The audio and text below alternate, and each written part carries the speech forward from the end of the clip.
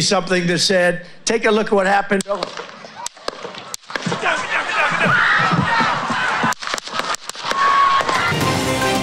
পেনসিলভেনিয়ায় নির্বাচনী প্রচারে গুলিতে আহত সাবেক প্রেসিডেন্ট ডোনাল্ড ট্রাম্প, হামলাকারী সহ নিহত 2, বাইডেনের নিন্দা। জনপ্রিয় ব্র্যান্ড শরীফ মেলামাইনের নেপথ্যে দখল বাণিজ্য, কেরানীগঞ্জে জোরপূর্বক জমি দখল, আবাসিকের অনুমোদন নিয়ে বাণিজ্যিক স্পেস। দেশে চলছে গাছ কাটার মহোৎসব, 1 বছরে কাটা হয়েছে 12 লাখ, উন্নয়ন প্রকল্পের দোহায় পরিবেশের জন্য হুমকি। কুড়িগ্রামে বন্যায় স্থবির জনজীবন, আয়ের উৎস বন্ধ হয়ে চরমে বিপদে বানভাসী, বাড়ছে গৃহপালিত পশুর রোগবালাই। এবং বনানী 1 নম্বর থেকে মহাখালী ওয়্যারলেস পৌনে 1 কিলোমিটার রাস্তা বেহাল, ভোগান্তিতে পথচারী, অল্প বৃষ্টিতেই তলিয়ে যায় সড়ক। দেখছিলেন শিরোনাম সংবাদ সকালে, সঙ্গে আছি অরিন ইশরাত। এবার নির্বাচনী প্রচারণায় রক্তাক্ত হলেন সাবেক মার্কিন প্রেসিডেন্ট ডোনাল্ড ট্রাম্প। যুক্তরাষ্ট্রের পেনসিলভেনিয়ায় এক নির্বাচনী জনসভায় বক্তৃতা দেওয়ার সময় এই ঘটনা ঘটে। এ ঘটনায় হামলাকারী সহ নিহত হয়েছেন 2 জন, আহত আরও 2। হামলার ঘটনায় নিন্দা জানিয়েছেন মার্কিন প্রেসিডেন্ট জো বাইডেন ছাড়াও অনেকে। আফরিন ময়ের রিপোর্টে বিস্তারিত।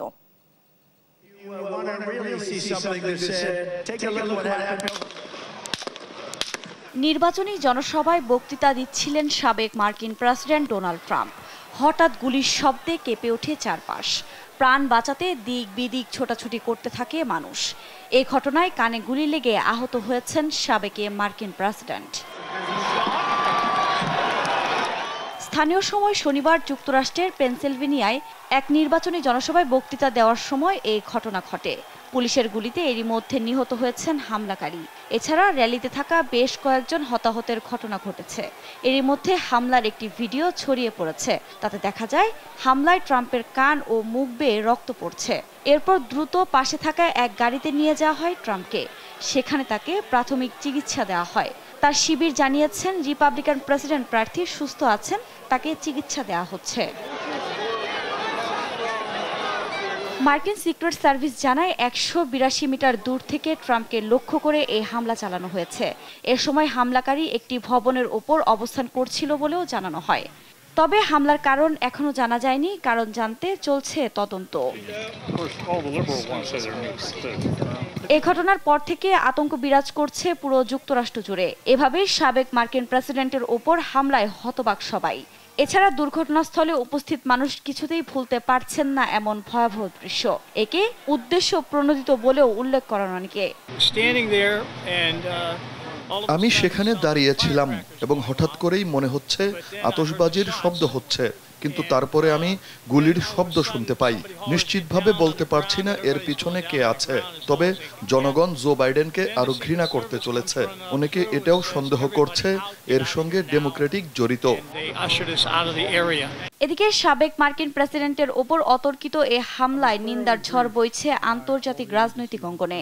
এরই মধ্যে নিন্দা জানিয়েছেন মার্কিন প্রেসিডেন্ট জো বাইডেন। একই সঙ্গে এই ঘটনায় সকলের নিন্দা জানানো উচিত বলেও মন্তব্য করেন তিনি।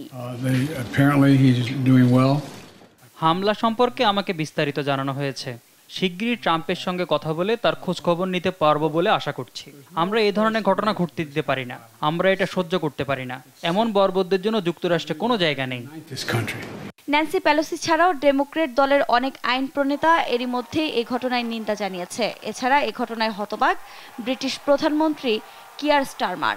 ট্রাম্পকে সমর্থন জানিয়ে সামাজিক যোগাযোগ মাধ্যম এক্সে পোস্ট করেছেন টেসলা প্রধান ইলন মাস্কও। আফরিন মৌ, নিউজ ডেস্ক, দেশ টিভি। বাংলাদেশের অত্যন্ত পরিচিত ব্র্যান্ড শরীফ মেলামাইনের নেপথ্যে রয়েছে দখল বাণিজ্য। কেরানীগঞ্জে বিস্তীর্ণ জায়গায় শরীফনগর গড়ে তুলেছেন প্রতিষ্ঠানটি, যেখানে রয়েছে জোরপূর্বক দখলের অভিযোগ। নিজ ক্ষমতায় নিজেদের হাউজিংয়ের ভেতর বসিয়েছে পুলিশ ফাঁড়িও। শুধু তাই নয়, আবাসিকের অনুমোদন নিয়ে গড়ে তুলছেন বাণিজ্যিক স্পেসও। শাহাদাত নিশাদের ধারাবাহিক প্রতিবেদনের আজ দেখুন প্রথম পর্ব। ক্যামেরায় ছিলেন সজীব রহমান। কেরানীগঞ্জের কোনাখোলা, যতদূর চোখ যায় পুরো এলাকারই মালিক শরীফ মেলামাইনের শরীফ হাউজিং। 531 একর জমি নিয়ে গড়ে উঠেছে শরীফনগর। মাত্র 5 বছরে বিস্তৃত এলাকাটি কিভাবে দখলে নিয়েছে শরীফ হাউজিং, তার উত্তর খুঁজতে দেশ টিভি। শরীফনগরের ভেতরে মেলে একটি গ্রাম।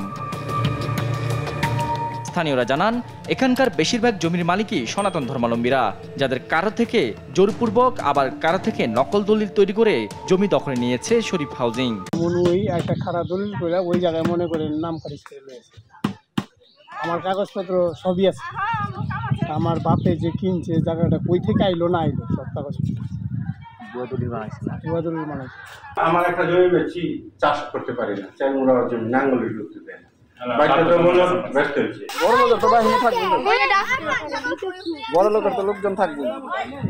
অনেকেরই অভিযোগ ন্যায্য মূল্য দেওয়ার কথা বলা হলেও তাদের পুরো টাকা পরিশোধ করেনি শরীফ হাউজিং। মাছ নাম পড়েছে গা এক পাখি বা দুই পাখি, অনেক 4 মাস ধরলো ওর, কিন্তু আমার ওই 2 পাখি টিকবো না, আমার বেজা হলো। মাঝখানে আমার একটা রয়ে গেছে, কারণ আমার ঢুকবার জন্য চারটে বালু পালা হয়, হ্যাঁ এই লাইনে ঢুকা হয় বাদ কম দামে দিল। আমার যেমন 5 বিঘা, ওই ঘরে আসলে 30 বিঘা, ওই ঘরে আছে 15 বিঘা, 10 বিঘা, এই টিলা বাড়ি আছে 28 বিঘা, ওই পাড়া আছে একজনের 19 রাখি, প্রায় লোক গ্রামে অত্র এলাকা যত আছে গ্রাম তার চেয়ে বেশি আম গ্রামের লোক। শরীফ অ্যাগ্রো ফার্ম, শরীফ পল্লী, শরীফ ফুড কোর্ট, শরীফ ফার্মাসিউটিক্যাল সহ বেশ কয়েকটি প্রতিষ্ঠান রয়েছে শরীফ মেলামাইনের। অভিযোগ রয়েছে আবাসনের কথা বলে এখানে শরীফ হাউজিং গড়ে তুলেছেন বাণিজ্যিক প্রকল্প। গড়ে উঠেছে শরীফ সুপার মার্কেট, শরীফ রোজ ভ্যালি মার্কেট। অভিযোগ রয়েছে শরীফ ফুড কোর্টের ভেতরে থাকা মার্কাস মসজিদ সরিয়ে নিতে বাধ্য করেছে প্রকল্পের লোকজন। এমনি উঠায় পারে নাই, ওই গরুর ফার্ম করে গরুর গন্ধ এর গন্ধ ছড়ায় দিচ্ছে, পরে বাধ্য হয়ে চলে যায়। শুধু তাই নয়, এই শরীফনগরের কারণেই ক্ষমতার অপব্যবহার করে ভেতরে বসানো হয়েছে পুলিশ পাড়িও। শরীফ হাউজিং এর অনিয়মের বিরুদ্ধে ব্যবস্থা নেওয়ার আশ্বাস দিলেন কেরানীগঞ্জের উপজেলা চেয়ারম্যান। এখানে আবাসিক একটা প্ল্যান তাদের ছিল, এখন সেটা বাণিজ্যিকভাবে তারা ব্যবহার করছে। সেই ব্যাপারে ইতিমধ্যেই উপজেলা পরিষদ থেকে তাদেরকে চিঠি দেওয়া হয়েছে, তাদের স্থাপনা সরিয়ে নেওয়ার জন্য সময় বেঁধে দেওয়া হয়েছে। এবং আপনি যে কথাটি বললেন, অনেকের জায়গা তারা জোর করে নিয়েছে, এটি সত্য ঘটনা। অনেক কমপ্লেনও আমাকে এসছে, সেই কমপ্লেনেও আমি কাজ করেছি। যাদের সঠিক পাওনাটা তাদেরকে আমি বুঝিয়ে দিয়েছি, তাদেরকে ডেকে।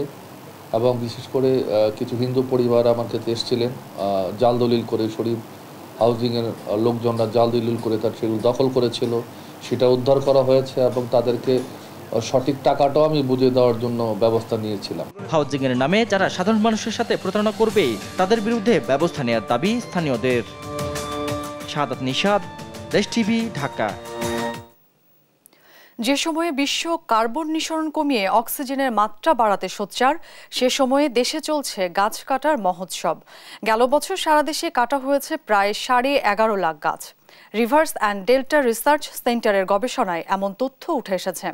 প্রতিবেদনে বলা হয়েছে বন বিভাগ থেকেও বেশি গাছ কেটেছে স্থানীয় সরকার মন্ত্রণালয়। বিশেষজ্ঞরা বলছেন উন্নয়ন প্রকল্পের দোহাই দিয়ে নির্বিচারে গাছ কাটা দেশের জন্য হুমকি। বিস্তারিত নিয়াজ মোর্শেদের প্রতিবেদনে। জলবায়ু পরিবর্তনের কারণে শুধু উপকূল নয়, শহরাঞ্চলের মানুষও মোকাবিলা করে আসছে নানা ধরনের প্রাকৃতিক দুর্যোগ।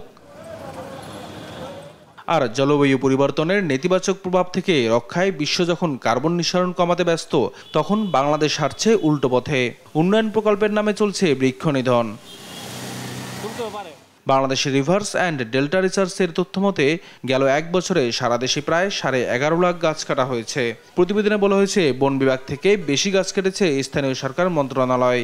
সবচেয়ে বেশি গাছ কাটা পড়েছে চট্টগ্রামে, কাটা হয়েছে প্রায় 5,06,222টি গাছ। দ্বিতীয় নীলফামারীতে কাটা পড়েছে প্রায় 4,152টি। শুধু তিস্তা সেচ প্রকল্পের জন্যই কাটা হয় প্রায় 4 লাখ গাছ। আর সবচেয়ে কম কাটা হয়েছে রংপুর জেলায়। ঢাকায় গাছ কাটা হয়েছে প্রায় 1081টি, গড় হিসেবে প্রতিদিন কাটা হয়েছে 3টি। রিভার্স অ্যান্ড ডেল্টা রিসার্চের চেয়ারম্যান বলেন, সরকারি হিসেবে এই তথ্য উঠে এসেছে, তবে বেসরকারি হিসেবে এর 3 গুণ গাছ কাটার দাবি করা হয়েছে। তথ্যতে এসছে 11,40,000-এর মতো গাছ কাটা হয়েছে, কিন্তু বাস্তবে কাটা হয়েছে তার 3 গুণ। এই গাছগুলো হচ্ছে যেগুলো 100 মিলে বিক্রি করা যাবে সেই সাইজের গাছ। পরিবেশ বিশেষজ্ঞ অধ্যাপক ডক্টর কামরুজ্জামান মজুমদার বলেন, গাছ কমে যাওয়ার কারণে প্রাকৃতিক দুর্যোগ বাড়ছে, নেমে যাচ্ছে পানির স্তরও। এখন এই গাছ কমে যাওয়ার ফলে যে দুর্যোগগুলো হচ্ছে সেগুলোর অন্যতম হলো তাপমাত্রা অনেক বৃদ্ধি পেয়েছে। হিট ওয়েভে এখন আমাদের নাভিশ্বাস উঠছে, আমাদের গ্রাউন্ড ওয়াটার অনেক নিচে নেমে গেছে, কারণ গাছ গ্রাউন্ড ওয়াটারটাকে অ্যাবজর্ব করে রাখতো, ধরে রাখতো। আর পরিবেশ আন্দোলনের নেতাদের অভিযোগ, উন্নয়ন প্রকল্পের জন্যই গাছ কাটা এখন রেওয়াজ হয়ে দাঁড়িয়েছে। আপনি সিঙ্গাপুরে দেখবেন আইল্যান্ড তারা রিডিজাইনিং করেছে, কিন্তু তাদের পুরান গাছগুলিকে রেখেই তারা করেছে। আমাদের দেশের একটা মনস্তাত্ত্বিক মনোজগতের সমস্যা। মনে হয় যেন কোথাও যদি একটা উন্নয়ন প্রকল্প করতে হয় তাহলে ওইখানকার বৃক্ষরাজি সব কেটে ফেলতে হবে। পরিবেশ রক্ষায় গাছ কাটার প্রবণতা থেকে সরে আসার আহ্বান জানান তারা। নিয়াজ মোরশেদ, দেশ টিভি, ঢাকা। কুড়িগ্রামে বন্যায় স্থবির জনজীবন, আয়ের উৎস বন্ধ হয়ে চরম দুর্বিষহ দিন পার করছেন বন্যার্তরা। এর মধ্যে খাদ্য ও সুপেয় পানির সঙ্গে দেখা দিয়েছে গবাদি পশুর খাদ্য সংকট, বেড়েছে গৃহপালিত পশুর রোগবালাই। একমাত্র সম্বল এসব গবাদি পশু রক্ষা করতে না পারলে নিঃস্ব হওয়ার শঙ্কা বানভাসীদের। সহকর্মী জুয়েল রানা তথ্য ছবিতে আপনপুর ডেস্ক রিপোর্ট। বন্যায় তলিয়েছে রাস্তাঘাট, ফসলি জমি সহ ঘরবাড়ি। নিজেদের আবাসস্থল ডুবলেও গবাদি পশু রক্ষায় আপ্রাণ চেষ্টা বানভাসীদের। শুকনো জায়গা না থাকায় উঁচু স্থানে গাদাগাদি করে রাখা হচ্ছে দুর্গতদের এসব পশু। চারদিকেই পানি, যাওয়ার মতো কোনো বুদ্ধি নাই। গরু নিয়ে খুব সমস্যা আছে, গরুগুলো শুকিয়ে গেছে। ব্রহ্মপুত্র, ধরলা, তিস্তা ও দুধকুমারের অববাহিকায় কুড়িগ্রামের 450 চরাঞ্চলের 4 শতাধিকেরই একই অবস্থা। এসব চরের প্রত্যেক পরিবারেরই আছে 3 থেকে 15টি পর্যন্ত গরু। কিন্তু টানা 10 দিন ধরে নদ নদীর পানি বিপদসীমার উপরে থাকায় দুশ্চিন্তার ভাঁজ চরাঞ্চলের মানুষের কপালে। নিজেদের সুপেয় পানি ও খাদ্য সংকটের মধ্যেই প্রকট হয়েছে এসব গবাদি পশুর খাদ্য সংকট। দেখা দিচ্ছে রোগ ব্যাধিও। বর্ষা মাস, গরুগুলোর খাবার নাই, কোনো ঘাস পাওয়া যাইতেছে না। এখন এই খাওয়ার নাগে নদীর পানি, অসুখ বসুখও দেখা দিতেছে, একটু চাকা চাকা উঠে। পানিতে থাকি কেউ অবস্থা কাহেল হয়ে যাবে। এখন কোনো রসুখ ধরতেছে, গরুগুলো সবার সময় আদামরা হয়ে গেছে।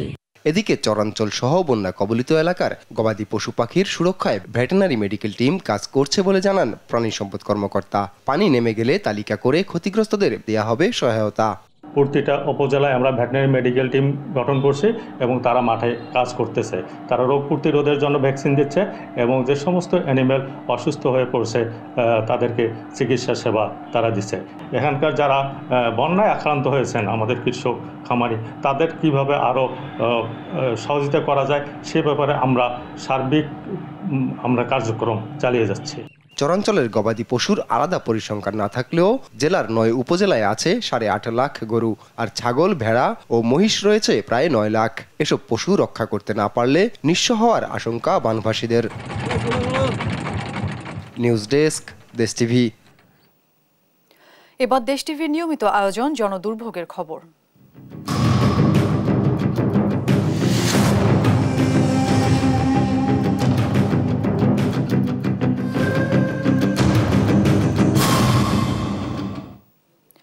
বনানী 1 নম্বর গেট থেকে মহাখালী ওয়্যারলেস গেট, মাঝে পৌনে 1 কিলোমিটার রাস্তা, যা নিয়ে ভোগান্তির শেষ নেই পথচারীদের। বিশেষ করে ভোগান্তির শিকার করাইল বস্তিবাসী।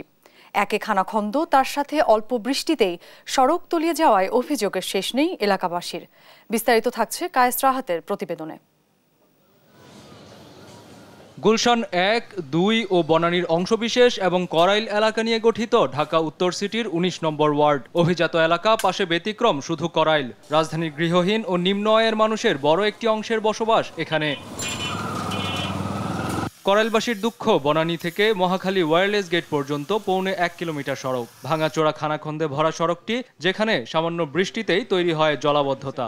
এতে চলাচলে চরম ভোগান্তিতে পড়তে হয় স্থানীয়দের। সাধারণ বৃষ্টি হলে এখান থেকে টিএনটি মাঠ থেকে শুরু করে বেলতলা থেকে শুরু করে বনানী 8 নম্বর পর্যন্ত যাইতে খুব কষ্ট হয়। এই গেটে অলস মুক্ত পুরো বাংলা রাস্তা, আমি রিক্সা টান দেই, আমার খুব কষ্ট হয়ে যায়, আমার জানটা বাড়া জায়গা। অনেকদিন পর্যন্ত দেখতেছি বনানীর 1 নম্বর গেট থেকে ওয়ারলেস পর্যন্ত পুরো রাস্তাটাই ভাঙা, না যাওয়া যায় রিক্সা দিয়া, না যাওয়া যায় হাইটা। অল্প একটু বৃষ্টি হইলে মনে করেন এটা একদম ডুবে যায়। অন্যদিকে ময়লা আবর্জনায় বন্ধ হয়ে গেছে লেকের সাথে থাকা নালাটি, যা পরিণত হয়েছে মশার নিরাপদ প্রজনন কেন্দ্রে। ভাঙাচোরা সড়ক আর মশার উৎপাতে অতিষ্ঠ মানুষ দ্রুত সমস্যা থেকে মুক্তি চায়। বৃষ্টির সময় তো এই বাড়িঘরগুলো তলে যায়, অনেক সময় পানি উঠে যায় বিভিন্ন জন্য। এই ময়লা টয়লার কারণে মনে করেন যে ময়লা ভরে গেছে, এর কারণে পানি মনে করেন একবারে ভেসে বাসার ভিতরে পানি। যখন এই যে মশার উৎপাত বাড়ে বা কিছু, তখন সবাই মিলা গিয়ে আমরা এই স্প্রে করি বা পরিষ্কার করি, কিন্তু কিছুদিন পরে আবার এটা একটা প্রজনন কেন্দ্র তৈরি হয়। এটার একটা সলিউশন করা দরকার। স্থানীয় কাউন্সিলর বরাবরের মতোই বলছেন অচিরেই সমস্যা সমাধান হবে। রাস্তা ও লেক সংস্কারের পাশাপাশি বস্তিবাসীর পুনর্বাসনের কথাও জানান তিনি। সেই রাস্তা নিয়ে আমরা কাজ করতেছি। করাল আদর্শনগর, এখানে বস্তি উন্নয়ন পুনর্বাসন করার জন্য উনি একটা পদক্ষেপ নিয়েছেন। গণপূর্ত মন্ত্রী, টিএনটির মন্ত্রী পলক সাহেবের সাথে কথা বলে মাননীয় এমপি মন্ত্রী মহোদয় এই পদক্ষেপগুলো নিছেন। আশা করি আগামী 6 মাসের ভিতরে এর সুফল আপনারা দেখতে পাবেন। গুলশান বনানীর পাশে করাইল বস্তি যেন আলোর নিচে অন্ধকার, তাই শুধু আশ্বাস নয়, দ্রুত পরিস্থিতির উত্তরণ চায় স্থানীয়রা। কায়েস রাহাত, দেশ টিভি, ঢাকা। সংবাদ সকালে আরো থাকছে। নিরাপদ অঞ্চল ঘোষণা করে গাজার খান ইউনিসে ইসরায়েলের হামলা, নিহত বেড়ে 90, আহত 3 শতাধিক।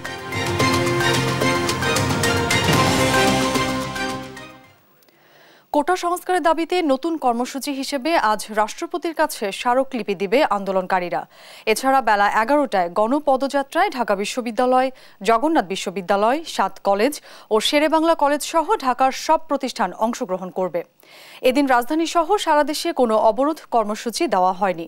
তবে কোটার যৌক্তিক সমাধান না হওয়া পর্যন্ত আন্দোলন চালিয়ে যাওয়ার ঘোষণা দেন আন্দোলনকারীরা।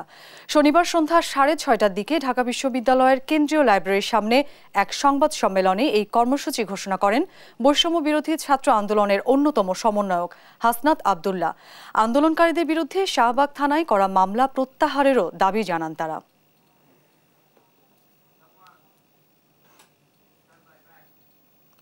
দেখছেন সংবাদ সকাল।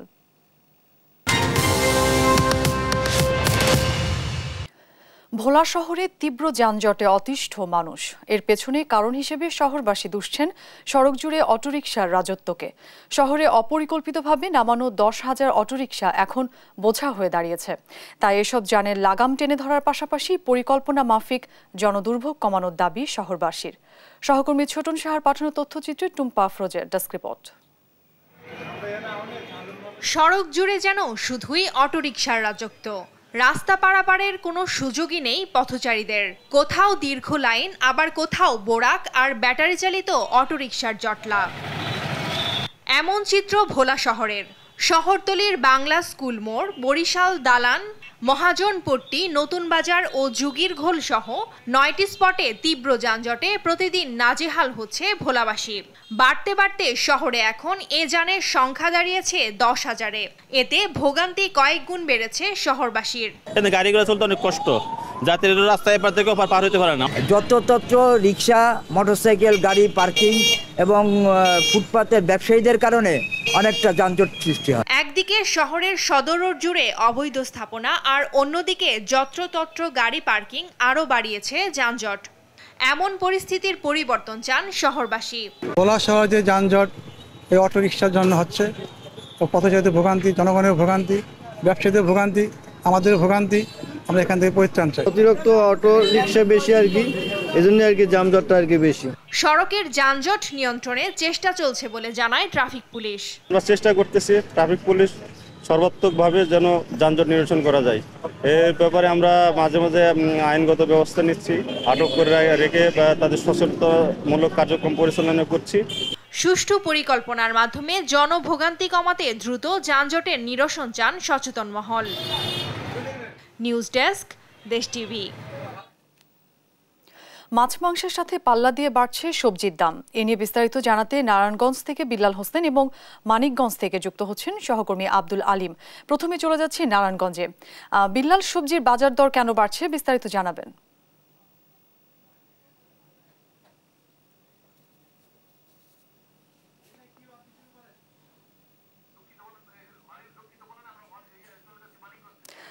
দর্শক দুঃখিত, আমরা চলে যাচ্ছি মানিকগঞ্জে। সেখানে আছেন সহকর্মী আব্দুল আলিম। আলিম, কি অবস্থা দেখছেন বাজারে? সবজির বাজার দর বাড়ছে কেন? চেহারায় কিন্তু একটা হতাশার ছাপ পড়েছে। তারা যে বাজারে আসলে কিন্তু তারা বলছেন যে অনেকটা তাদের ঘাম ছুটে যায় এবং অনেক সবজির দাম গত এক সপ্তাহের ব্যবধানে কিন্তু 20 থেকে 30 টাকা পর্যন্ত বেড়েছে। আজ বেগুন যেমন বিক্রি হচ্ছে 100 টাকা কেজি, পটল 60 টাকা কেজি, করলা 120 টাকা কেজি, বেগুন 120 টাকা কেজি, এবং কাঁচামরিচ বিক্রি হচ্ছে 280 টাকা কেজি। গতকাল এই কাঁচামরিচ বিক্রি হচ্ছিল 400 টাকা কেজি। তো নিম্ন আয়ের মানুষ এবং খেটে খাওয়া মানুষেরা বাজারে আসলে তারা যেটি বলছেন যে এই সবজির বাজার যেভাবে বৃদ্ধি পেয়েছে এতে করে তাদের সংসার চালানোটা অনেকটা দায়ী হয়ে পড়েছে এবং তারা রীতিমতো বাজার ছাড়াই তাদের নুন ভাত খেয়ে তাদের জীবিকা নির্বাহ করতে হচ্ছে বলে তারা জানিয়েছেন। এবং যে আলুর দাম, আলু, পেঁয়াজ, আদা, রসুন প্রায় সকল পণ্যের দামই ঊর্ধ্বমুখী। তো এই ঊর্ধ্বমুখী বাজারে আসলেই অনেক মানুষের ঘাম ছুটে যায় বলে তারা জানিয়েছেন এবং তারা যেটি বলছেন যে সরকারিভাবে কোনো পদক্ষেপ না নেওয়ার কারণেই অসাধু ব্যবসায়ী চক্র এই বাজারের দাম বৃদ্ধির কারণ বলে তারা দাবি করেছেন। তারা যেটি বলছেন যে বাজার মনিটরিং যেন জোরদার করা হয়, তা এই বাজার নিয়ন্ত্রণে যেন সরকার পদক্ষেপ নেয় তার জোর দাবি জানিয়েছেন। তো আমরা কথা বলেছি প্রশাসনের সাথে, প্রশাসন যেটি বলছে তারা বাজার নিয়ন্ত্রণের চেষ্টা করে যাচ্ছেন এবং বাজার মনিটরিং ব্যবস্থা জোরদার করছে। অপরদিকে মাছের বাজারও কিন্তু চড়া, বাজার নতুন পানি নদীতে পানি আসলেও মাছের সরবরাহ বাড়লেও কিন্তু মাছের বাজার কিন্তু এখনো ধরা ছোঁয়ার বাইরে। অনেক খেটে খাওয়া মানুষের যেটি বলছেন যে রুই, কাতলা, বোয়াল, ইলিশ, আসলে এই সকল মাছ কিন্তু তাদের খাওয়া অনেকটা স্বপ্নের মতো হয়ে দাঁড়িয়েছে বলে তারা জানিয়েছেন।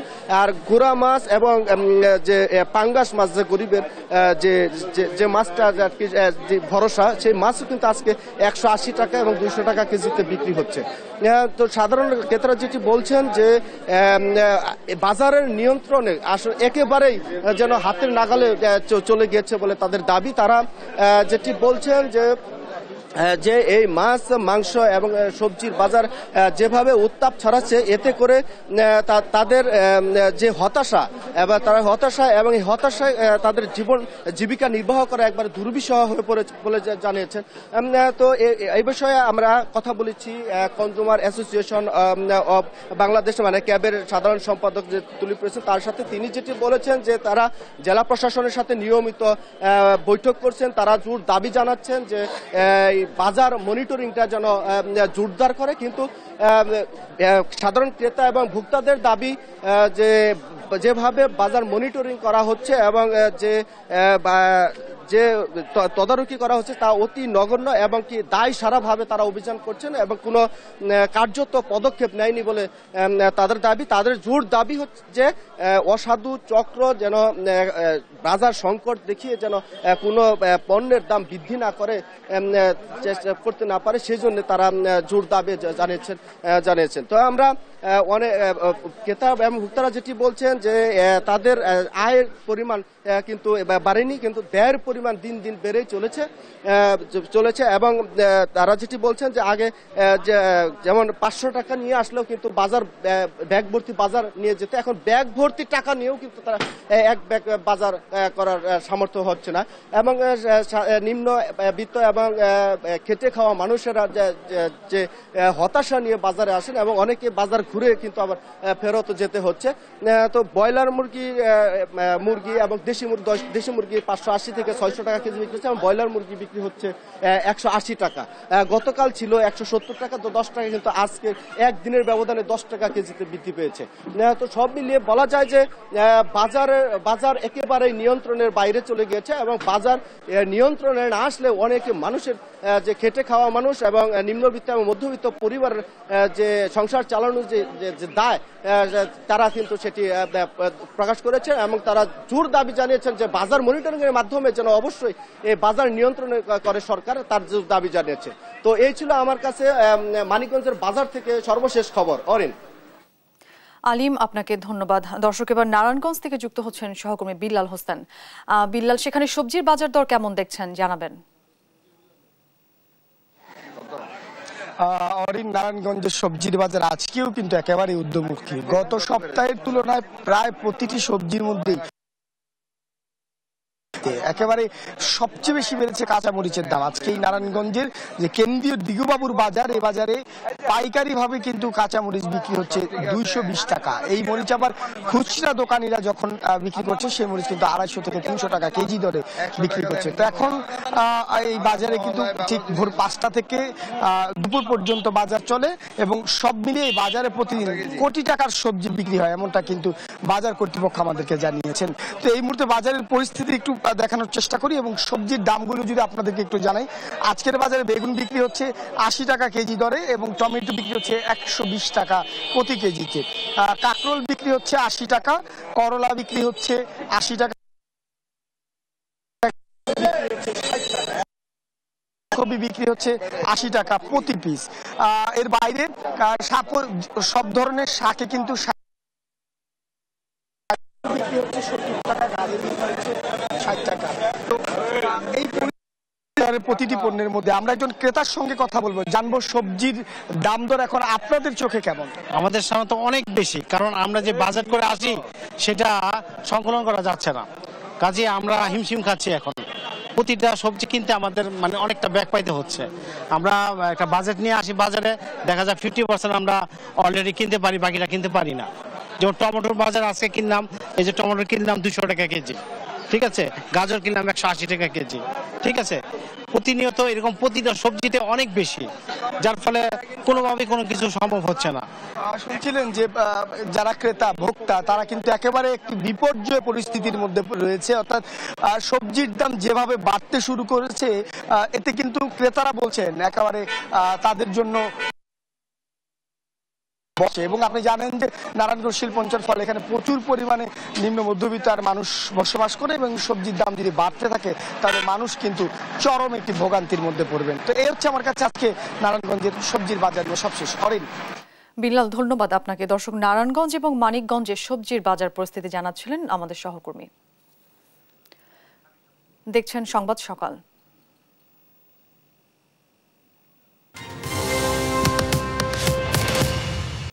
কুষ্টিয়ায় নিয়ন্ত্রণহীন নিত্যপণ্যের বাজার, বেড়েই চলেছে সব ধরনের পণ্যের দাম।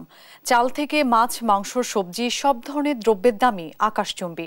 ফলে চরম বিপাকে পড়েছে নিম্ন ও মধ্য আয়ের শ্রমজীবী মানুষেরা, দুষছেন বাজার নিয়ন্ত্রণ ব্যবস্থাকে। আর এমন অস্বাভাবিক দাম বৃদ্ধির কারণ হিসেবে বিক্রেতারা দেখাচ্ছেন নানা যুক্তি। ইরফান রানার ক্যামেরায় কুষ্টিয়া থেকে নাহিদ হাসান তিতাসের রিপোর্ট। কুষ্টিয়ায় নিত্যপণ্যের বাজারের অস্থিরতা বেড়েই চলেছে। প্রতিনিয়তই বাজারে লাফিয়ে লাফিয়ে বাড়ছে সব ধরনের পণ্যের দাম। সপ্তাহ ব্যবধানে কুষ্টিয়ার বাজারগুলোতে চালের দাম প্রকারভেদে বেড়েছে 2 থেকে 10 টাকা পর্যন্ত, আর সব ধরনের সবজির দাম বেড়েছে 20 থেকে 100 টাকা। স্বস্তির খবর নেই মাছ মাংসের বাজারেও, ফলে নিম্ন মধ্য আয়ের মানুষেরা পড়েছে চরম বিপাকে। বাজার করে 3 বেলা খাওয়া এখন বড় চ্যালেঞ্জ হয়ে দাঁড়িয়েছে তাদের। সবজি বা মুদিখানার দ্রব্য কেনার পরে সবজি কেনার টাকা নেই, সবজির দাম বেশি। কাঁচামরিচটা যদি 300 টাকা কেজিতে আমাদের কিনে খাওয়া লাগে, তো আমাদের মতন সাধারণ খেটে খাওয়া মানুষ আসলে আমরা পরিবার নিয়ে হিমশিম খেয়ে যাচ্ছে। এই যে দাওয়া মানে লাগামিন ঘোড়ার মতো চালের দাম বাড়তেই আছে, তা আমরা সাধারণ ক্রেতা দাবো কোথায়? আর বাজারে দ্রব্যমূল্যের এমন অস্বাভাবিক দাম বৃদ্ধির কোনো যৌক্তিক কারণ না থাকলেও বিক্রেতারা দেখাচ্ছেন বরাবরের মতোই নানা অজুহাত। মিলাররা আসলে বলছে যে ধানের দাম বেড়ে গেছে, তো সেক্ষেত্রে আমাদের কিছু করণীয় নাই, আমরা 2 টাকার ভুক্তভোগী। বৃষ্টি হয়ে মোটামুটি সবজির গাছগুলো সব নষ্ট হয়ে গেছে। নষ্ট হওয়ার কারণে সবজির উৎপাদন কম হয়ে গেছে, কম হওয়ার কারণে দামটা এইভাবে বৃদ্ধি পাইছে। বাজারে আমদানি কম, তাই দাম বাড়ছে। এদিকে প্রতিনিয়ত দ্রব্যের দাম বাড়লেও বাজার মনিটরিং এর সাথে জড়িত কর্মকর্তারা বলছেন বাজার নিয়ন্ত্রণে নিয়মিত কাজ করছেন তারা। মোবাইল কোর্ট আমরা করছি, পাশাপাশি বিভিন্ন লিফলেট, তারপরে বাজারে বসে সভা সমিতি করা, বিভিন্ন মিটিং সেমিনারে বসে কিন্তু আমরা এগুলো আরও সচেতনতা বৃদ্ধির জন্য কিন্তু কাজ করে যাচ্ছি। দ্রব্যমূল্যের বাজারের এমন অস্থিরতার দ্রুত লাগাম টানা না গেলে চরম সংকটের মুখে পড়বে নিম্ন ও মধ্য আয়ের মানুষেরা। তাই বাজার নিয়ন্ত্রণে দ্রুত কার্যকরী পদক্ষেপ চাই সাধারণ মানুষ। নাহিদ হাসান তিতাস, দেশ টিভি, কুষ্টিয়া। সংবাদ সকালে আরও থাকছে। রাতে ইউরোর মেগা ফাইনালে স্পেন ও ইংল্যান্ড হাই ভোল্টেজ ম্যাচ। কাল ভোরে কোপায় মুখোমুখি আর্জেন্টিনা, কলম্বিয়া।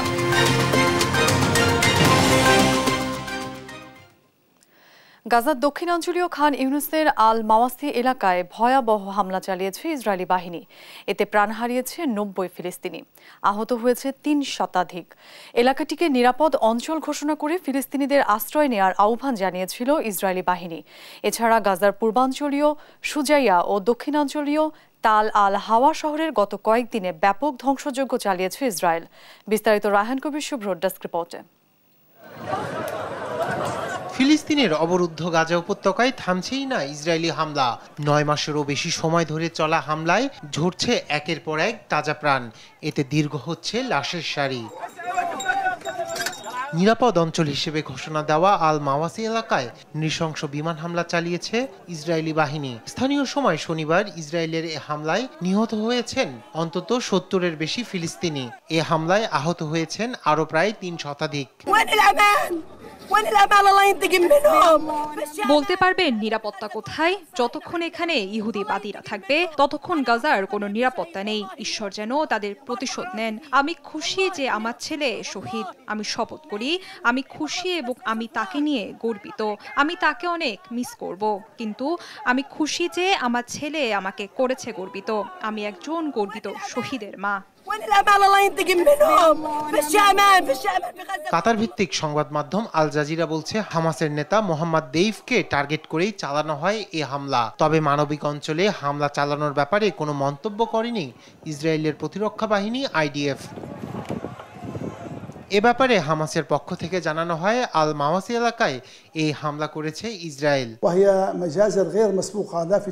খান ইউনিসের আল মাওয়াসির হামলা জঘন্যতম গণহত্যার নজির স্থাপন করল। ইসরায়েলি বাহিনী নৃশংস উপায়ে নিরীহ জনগণকে ধোঁকা দিল। ঘোষিত নিরাপদ অঞ্চলে ইসরায়েলি বাহিনীর এ হামলা উত্তেজনা আরও বাড়াবে। এর মাধ্যমে এটা স্পষ্ট যে ইসরায়েল যুদ্ধবিরতি চুক্তিতে পৌঁছাতে আগ্রহী নয়। গাজার পূর্বাঞ্চলীয় সুজাইয়া ও দক্ষিণাঞ্চলীয় তাল আল হাওয়া শহরে গত কয়েকদিনে ব্যাপক ধ্বংসযজ্ঞ চালিয়েছে ইসরায়েলি বাহিনী। অভিযান শেষে ইসরায়েলি বাহিনী ওই এলাকা থেকে সরে গেলে সেখানকার রাস্তাঘাট ও বিধ্বস্ত ভবন থেকে উদ্ধার করা হয়েছে প্রায় 100 মরদেহ। নিহতদের বেশিরভাগই নারী ও শিশু। ধ্বংসস্তূপের নিচে আটকা পড়েছে আরও বহু মানুষ। তবে আরও হামলার আশঙ্কায় ব্যাহত হচ্ছে উদ্ধার তৎপরতা। রায়হান কবির শুভ্র, নিউজ ডেস্ক, দেশ টিভি। দেখছেন সংবাদ সকাল।